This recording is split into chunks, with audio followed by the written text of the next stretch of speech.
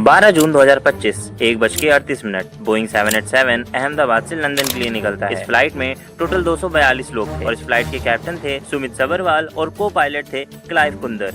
Take off करने के बाद बोइंग 787 625 फीट ऊपर तक जाता है। अचानक से प्लेन नीचे की तरफ गिरने लगता है और टेक ऑफ करने के सिर्फ 40 सेकंड बाद ही बोइंग 787 क्रैश हो जाता है।